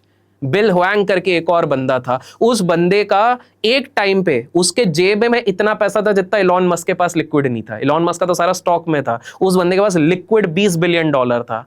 वो आर्किगोस कैपिटल नाम की एक कंपनी चलाता था, बढ़िया खासा वो लेता रहता था। उसको लगा जब कोई चीजें नीचे गिर रही है, बाय द डिप लेवरेज लेके चले जा रहा है, उसकी वो स्टॉक अगले दिन और 20% गिरी। एक हफ्ते के अंदर सारा पैसा खत्म, इन्वेस्टर का भी पैसा खत्म, सबका पैसा खत्म, वो भी ऐसा गया। लेमन ब्रदर क्राइसिस की बात करते हैं, over leverage was one of the reasons on the books, collateral जो डेब्ट ऑब्लिगेशन था उसके कारण वो खत्म। तो इतिहास गवाह है, स्मार्ट से स्मार्ट इंसान दीपक भाई खत्म हुआ है तो केवल ओवर लेवरेज के कारण। तो चाहे क्रिप्टो हो, चाहे अपना नॉर्मल इक्विटी हो, चाहे कहीं पर भी हो, उधार और लेवरेज के पैसे से मत करो। ज्यादा से ज्यादा उतने ही लो जितना आपको पता मेरे बैंक अकाउंट में है, मेरे अगर ये चले भी गए तो मेरा घर बार चलता रहेगा, बस यही। मुझे एक ट्विटर के साहब याद है, मैं नाम नहीं लूंगा, आप लोग गूगल कर लो या ट्विटर कर लो, मिल जाएंगे। वो पेयर ट्रेड करते थे, आप भी जानते होंगे। तो दोस्तों वो क्या करते थे कि 100 लॉट इन्फोसिस खरीद लिए और ऊपर से 100 लॉट TCS बेच दिए, क्योंकि वो ये मान के चलते थे भाई दोनों एक ही सेक्टर है, बढ़ेंगे एक साथ, घटेंगे एक साथ, लेकिन क्योंकि शायद इसका PE कम है उसका ज़्यादा है तो ये ज़्यादा बढ़ेगा और वो कम गिरेगा। और दोस्तों एक बार ऐसा हुआ कि इन्फोसिस के उसके रिजल्ट बहुत अच्छे आए, TCS के तो वो तो माइनस में था, तो वो तो बढ़ गया, तो वो शॉर्ट थे, वो बढ़ गया तो वहाँ लॉस हुआ। और इधर जो है इन्फोसिस के जो CEO साहब थे, जो फाउंडर थे, क्या नाम उनका, नारायण मूर्ति जी ने कहा जी मैं तो इतने पैसे डोनेट करूंगा, फिलॉन्थ्रोपी करूंगा। उन्होंने अपना इतने शेयर बेचते के साथ वो नीचे, तो मतलब वो ऐसे अरे दीपक भाई, आप ट्विटर की जो बात कर रहे हो, आप खुद याद करो लास्ट 5 साल में जितने लोगों ने सबके फंड उठाए, सब बेकार हो गए, सबके फंड भी गए, लोग भी गए, और वो आज तक लोग मिल भी नहीं रहे। और कहाँ वो हमें मर्सिडीज से लेके बड़ी गाड़ियां दिखाते थे। से भी कोई बड़ी गाड़ी थी, आपने मुझे बताई थी। और मेरे को इसी से एक और चीज है जो पूजा जी ने एक बहुत बढ़िया चीज बोली थी दीपक जी की, मैं आप लोगों को बताता हूँ कि आज जब हम डिस्कस कर रहे हैं तो मार्केट जब गिरा हुआ था तो पूजा जी ने मुझे ये बात बताई थी कि मेरी बड़ी इच्छा हो रही थी कि मैं फ्यूचर से लॉन्ग हो जाती हूँ, फ्यूचर से लॉन्ग। तब दीपक जी ने इनको रोका कि जो भी हो हेज, बिना हेज के अपन को कहीं नहीं जाना है। तो मैं एक सिंपल सी चीज आप लोगों के पॉडकास्ट के माध्यम से कहना चाहूंगा, बहुत इंपॉर्टेंट है। जितने लोग फ्यूचर एंड ऑप्शन में ट्रेड करते हैं, अगर आप नेकेड फ्यूचर से ट्रेड करोगे तो आपका फ्यूचर नहीं बचेगा, नेकेड ऑप्शन से ट्रेड करोगे तो बैंकरप्सी से बचने का ऑप्शन ही नहीं मिलेगा। ये बहुत इंपॉर्टेंट। मैं ये कहता हूँ फ्यूचर में ट्रेड करोगे फ्यूचर बचा रहेगा, ऑप्शन में ट्रेड करोगे कोई ऑप्शन ही नहीं मिलेगा। But hedging is must. कोई भी चीज हो, कितना भी बड़ा चीज हो, आपको बस एक दिन वो रहता है, आपको नहीं पता, वो बता के नहीं आता है, आपको पता है एक accident don't come with pre notice. मैं बहुत सिखाता हूं सबको। सो पर्टिकुलर मुझे फ्यूचर नेकेड लेके जाना है, बिल्कुल नहीं लेके जाएगी। और वो बिल्कुल सही किया, क्योंकि आप सोचो कोविड में मेरे को याद है जब मार्केट सर्किट लगा रहा है, पहले सर्किट में ही लोग आज तो नेकेड खरीद लेते, इससे नीचे क्या ही जाएगा, इंडेक्स 8% आ गया है। अगले दिन मौका ही नहीं मिला है। और जो हेज नहीं किया, जो तुर्रम खान दूर के ऑप्शन बेच के खाली बैठे हुए थे, अरे हमने तो दूर का 5% दूर का पुट ऑप्शन बेचा हुआ है, वो घर बेचना पड़ गया था उसके बाद। तो मतलब ऐसी इस तरह की हालत है और कभी बता के नहीं आती है। सिंपल सा एक एग्जांपल आप देखिए, 1987 की बात है। 1987 में एक बोलते हैं ब्लैक मंडे आया हुआ था। तो ब्लैक मंडे के दिन क्या हुआ था, डाउ जोन्स इंडस्ट्रियल एक ही दिन में 22% गिर गया, बिना नोटिस के। क्यों? क्योंकि वैल्यूएशन ज्यादा थे, इंटरेस्ट रेट चेंज हो सकते थे। मेन था पहली बार बहुत बड़े एल्गो सिस्टम, कंप्यूटराइज सिस्टम्स आ गए और उन्होंने कोई डेंजर साइन देखे और बेच दिया। उसके चक्कर में लोगों की वाट लगे, किसी ने सोचा ही नहीं था, सब अनहेस्ड गए हुए थे। लेकिन एक व्यक्ति था पॉल ट्यूडर जोन्स नाम का। पॉल ट्यूडर जोन्स ने 1987 में एक ही दिन में उस दिन शॉर्ट सेलिंग करा और हेज करके उसने शॉर्ट सेलिंग करा और ट्रेल करता गया। एक ही दिन में उसने 2200 करोड़ रुपए कमाए, 2200 करोड़ रुपीस। अच्छा, एक और फाइनल मिथ मैं क्लियर कर देता हूं। बड़े लोगों की अगर हम बात कर रहे हैं, हमको लगता है बड़े लोग सारे रूल्स फॉलो कर रहे हैं। Sorry to disappoint all the people, there is an element of luck and calculative risk.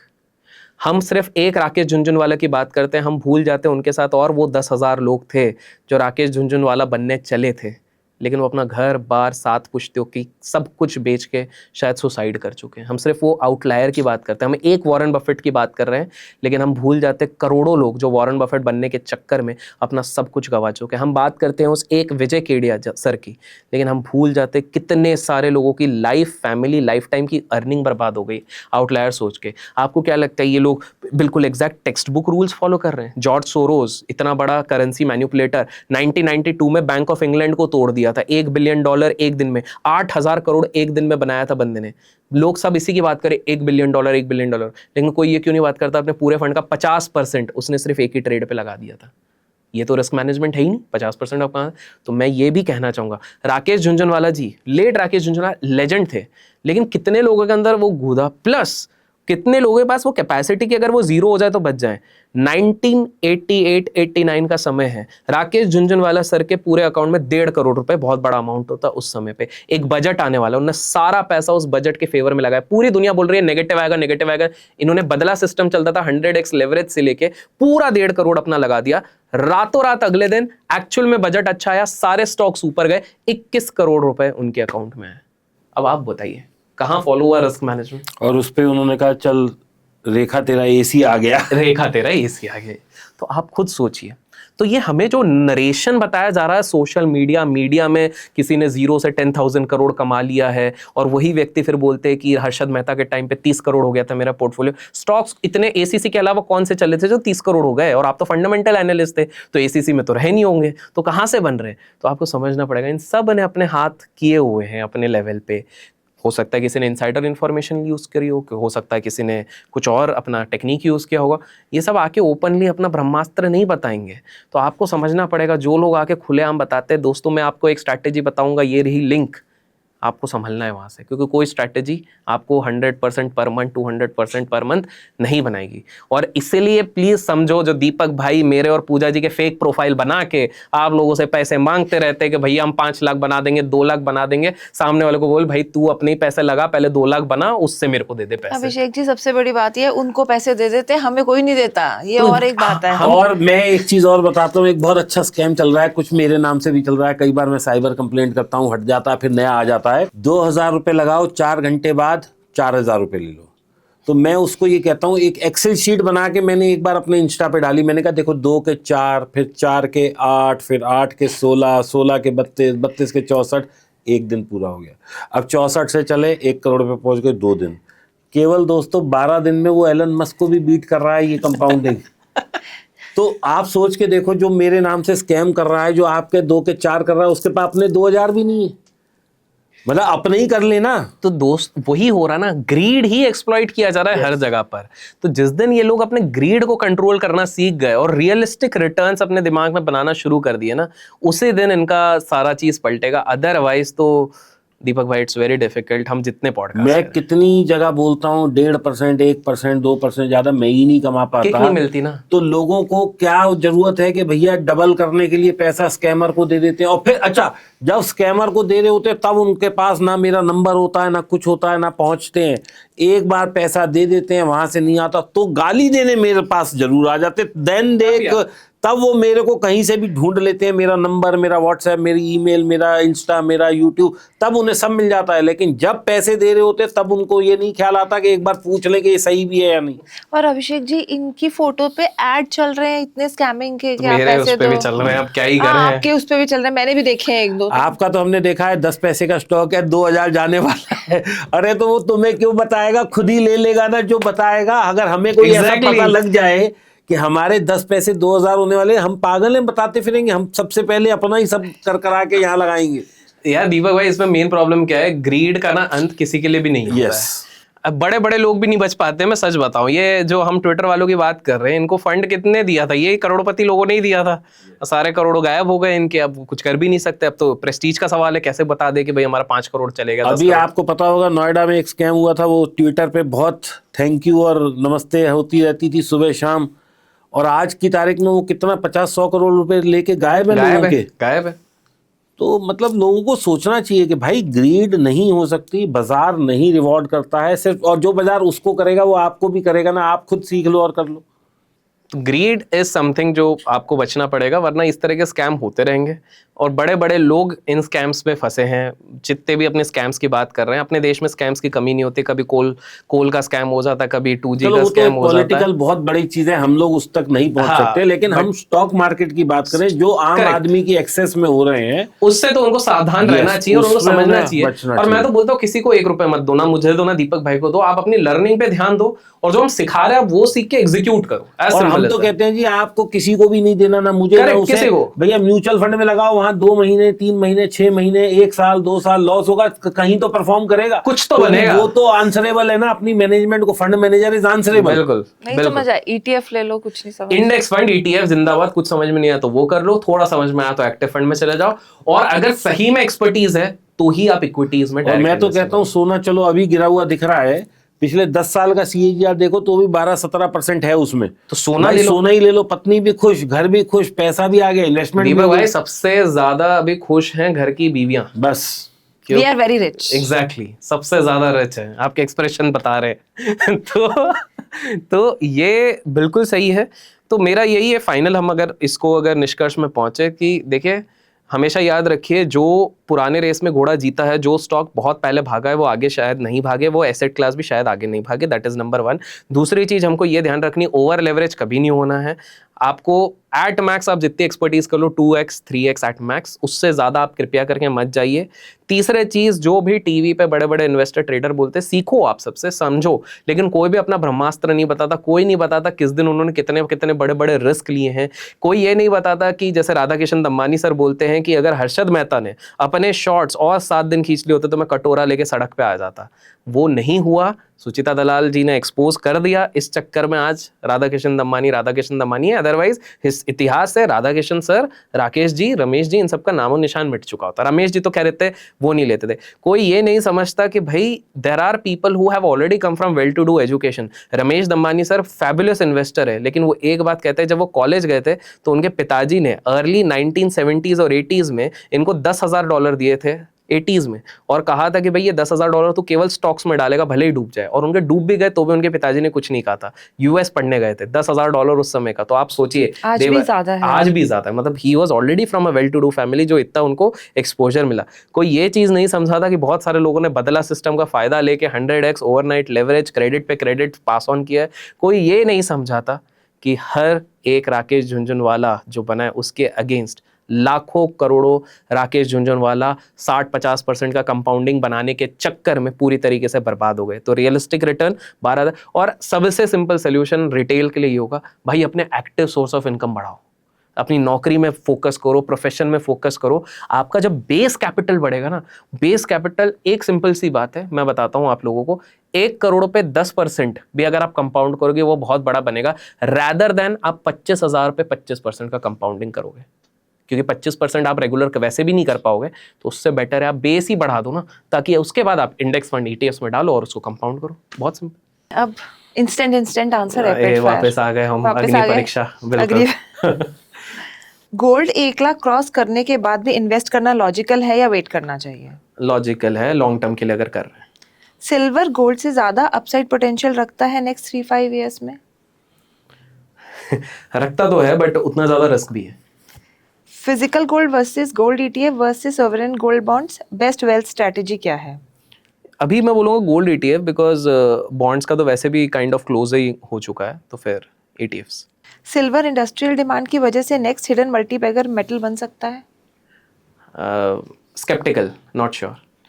Current market levels long term investors के लिए एंट्री जोन है या पेशेंस जोन? एंट्री जोन है। इनफैक्ट मैं एक प्रेडिक्शन कर देता हूँ, जैसे लास्ट टाइम किया था।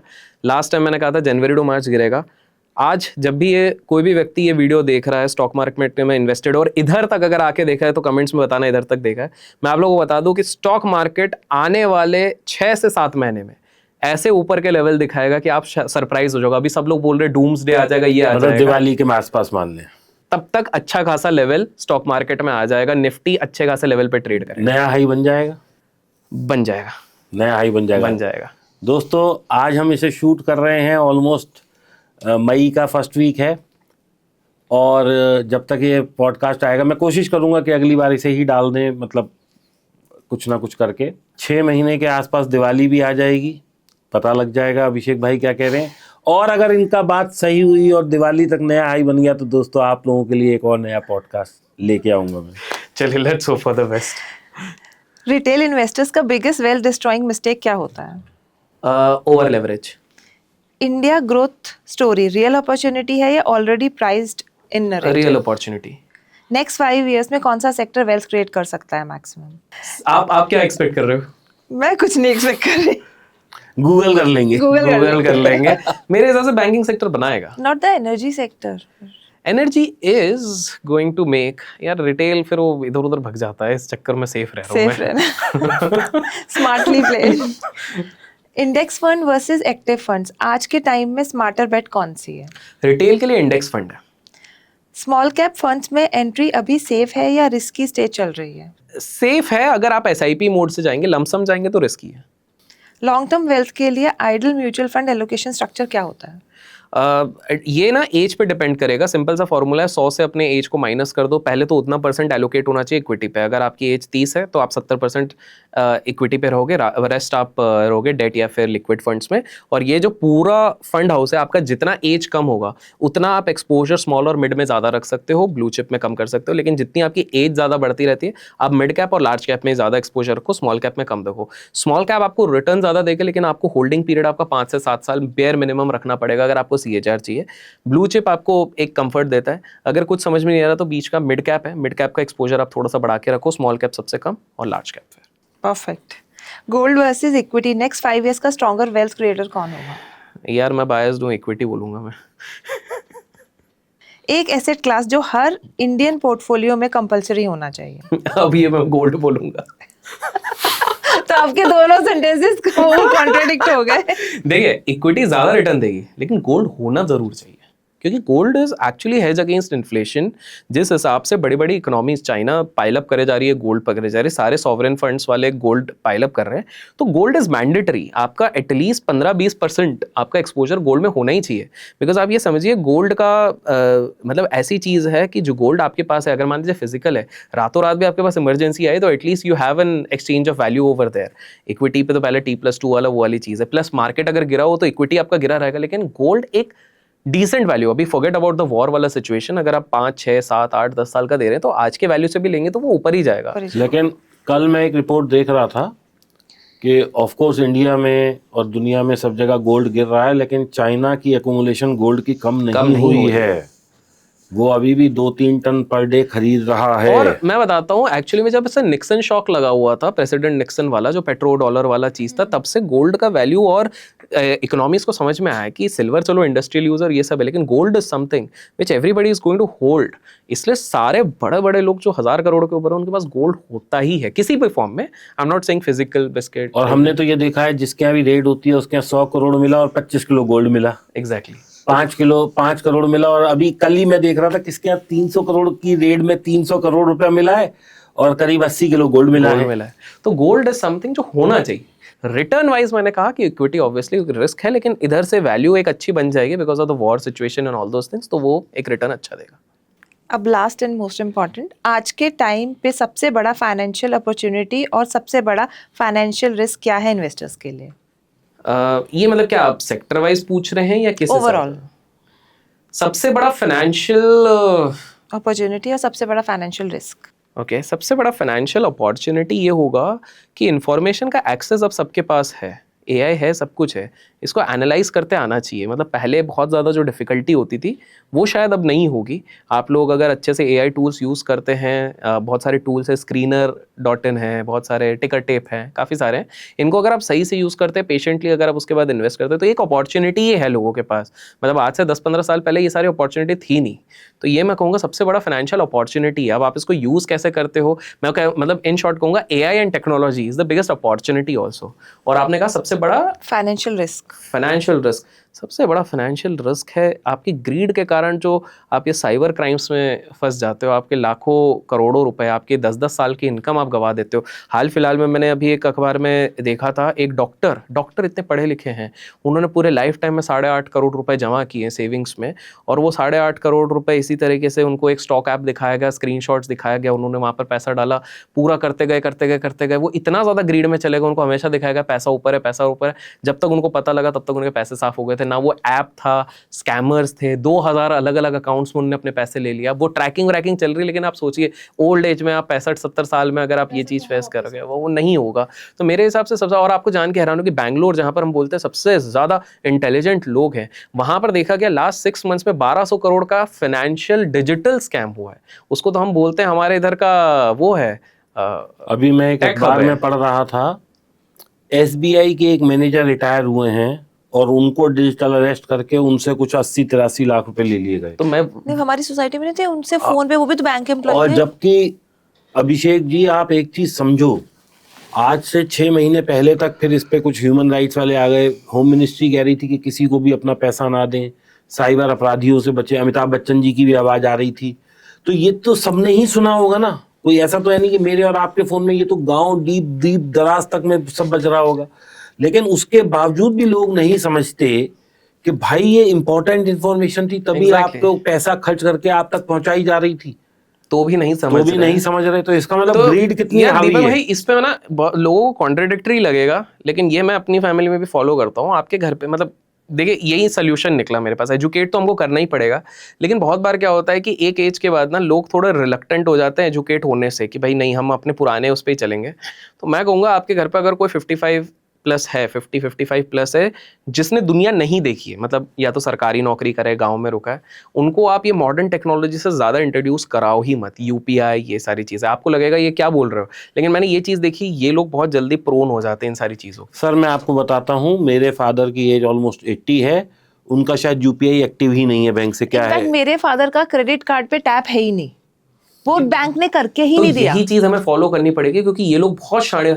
एक और मैं स्कैम, ये जो आपने स्कैम बताया डिजिटल अरेस्ट, दोस्तों ये बहुत इंपॉर्टेंट है। मैं आपको क्विकली 2 चीजें बताता हूँ। लास्ट टाइम हमने बताया था कि Amazon के जो भी डब्बे आते हैं, फ्लिपकार्ट के डब्बे आते हैं, काट के चीर के फेंको, क्योंकि उसमें आपका एड्रेस और फोन नंबर होता है। डस्टबिन से उठा लिया जाता है, म्युनिसिपैलिटी से उठा लिया जाता है, और आपको स्कैम किया जा सकता है। That is number 1। दूसरी चीज, आप ये चीज ध्यान रखो, क्या होता है कि आपको स्कैमर जो होता है वो एक दिन में स्कैम नहीं करता। पहले वो आपको कॉल करेगा, हेलो हाँ दीपक जी, हाँ ऐसा ऐसा है, हम इस डिपार्टमेंट से बात कर रहे हैं, अच्छा ये आपका एड्रेस है, ठीक है। वो पहले घुमाएगा, आज दीपक जी का एड्रेस लिया, वो पूरे एक एक्सेल शीट बनेगी। फिर 1 महीने बाद कॉल आएगा अलग रैंडम आपके पास, आपको भी पता है इतने कॉल्स आते हैं। फिर वो बोलेगा मैं क्रेडिट कार्ड वाले से काम कर रहा हूँ, उसके पास कोई एक डेटा होगा, वो उधर कंफर्म करेगा, अच्छा आपका पैन कार्ड ये है, ये ऐसे करके वो 10-12 कॉल करके आपका पूरा एक डेटा शीट बनेगा। एक फाइन डे अटैक करेगा, अच्छा आपका तो पैन कार्ड यही है ना, आपका तो ये, अरे भाई आपके नाम पे तो नोटिस आया हुआ है आपको। अब आप समझिए साइकोलॉजिकली उस 10 कॉन्वर्जेशन में आपके सारे वीक पॉइंट्स लिख लिए गए हैं, आपको पता भी नहीं चला कि वो एक ही संस्था है जिसने ये गेम प्लान आपके साथ खेला हुआ है। 100 लोगों के साथ करेंगे, उनको सिर्फ 10 बकरे चाहिए, भगवान ना करे आप उनमें से एक बकरा बन जाए। और दोस्तों एक और चीज़ है, हमने वैसे शुरू तो इस काम के लिए नहीं किया था, मैं भी आपको एक और स्कैम बताता हूँ। आपके पास एक लड़की फ़ोन करेगी कि सर मैं क्रेडिट कार्ड बनवा देती हूँ, ये है, और वो जेन्युइन है, मैं ये नहीं कह रहा कि वो गलत है, लेकिन आप उसको अपना सारा डेटा बगैर सोचे समझे दिए दे रहे हैं। करेक्ट। आप अपना पैन कार्ड दे रहे हैं, आधार कार्ड दे रहे हैं, वो आपसे अपने पर्सनल नंबर पे कह रही है व्हाट्सएप कर दें। अरे आपको अगर करना भी है, किसी को भेजना है, तो दोस्तों अगर आपको जैसे SBI से फ़ोन आए तो आप क्या करें, creditcard@sbibank.com, creditcard@hdfcbank.com, जहां उसका डोमेन लिखा हो। जीमेल पे मत भेजिए, जीमेल पे भेज रहे हैं मतलब क्या पर्सनल, उसके व्यक्तिगत उस पे भेज रहे हैं, वो तो कहीं भी मिसयूज हो सकता है आपका पैन, आधार, कुछ भी। और पूजा जी, आखिरी सबसे बड़ा फाइनेंशियल रिस्क आज के टाइम पे ये है कि दोस्त पे भरोसा करके सारा पैसा उसको दे देना, इससे बड़ा रिस्क और कोई नहीं हो सकता। समझ गया सर, समझ गया सर, अरे मैं समझ मैं गया। तो जनरल बोला था, दोस्तों को उधार में दो भैया, पैसा वापस नहीं आता। मेरा पर्सनल एक्सपीरियंस। मेरा भी पर्सनल एक्सपीरियंस है। चलिए, तो बहुत बहुत शुक्रिया अभिषेक जी आपका इतनी दूर से आने के लिए और मेरी ऑडियंस को, मेरी फैमिली को ये सब बताने के लिए। दोस्तों, ये एक तरह से मास्टर क्लास हो गई है आज, किस तरीके से पैसे को संभालना है, कहाँ पैसा लगाना है और किस तरीके से ये स्कैम और इनसे बचना है। This was not a part of our conversation actually, लेकिन बस फ्लो में चलता चला गया। लेकिन बहुत अच्छा समझ आ गया सब लोगों को, मैं समझता हूँ, और आप सब लोगों का नॉलेज भी कुछ बड़ा होगा। और दोस्तों, हाथ जोड़ के हमारा निवेदन है, मेरा भी और शायद अभिषेक जी का भी, हमारे पास कोई ऐसी कला नहीं है कि हम आपके 2000 के 5000 या 10,000 कर सकते हैं। अगर होता तो दोस्तों हम सबसे पहले अपना करते, यहाँ आके ये बीन ना बजा रहे होते, पॉडकास्ट ना कर रहे होते। बिल्कुल। आप इस बात को समझिए कि अगर मेरे पास ऐसी कला होती कि मैं 2 के 4 तो मैं 2 लाख के 4 लाख करता, 4 लाख के 4 करोड़ करता, मैं ये छोटे मोटे पॉडकास्ट करके अपना जीवन यापन नहीं कर रहा होता। इस बात को समझिए। It is very difficult to earn money, और आपका पैसा आपके लिए सबसे इंपॉर्टेंट है। यदि ये आज चला गया तो कल आपको बचाने के लिए नहीं खड़ा होगा। तो इसलिए पैसे को आज बचाइए, ताकि जब आप समस्या में हो तो ये पैसा आपको बचाए। इस चीज़ को याद रखिए, स्कैम से बचिए और वाइजली इन्वेस्ट करिए। पैसा आपका है, परिवार आपका है। ये सोचिए कि ये पैसा आपका नहीं है, आपके परिवार का है। आपका लिया हुआ आज एक लॉस आपके बच्चों की लाइफ को इम्पैक्ट करता है। ये सोच के अपना लॉस लीजिए, ये सोच के अपना खर्चा कीजिए और ये सोच के अपने साथ स्कैम कराइए। धन्यवाद।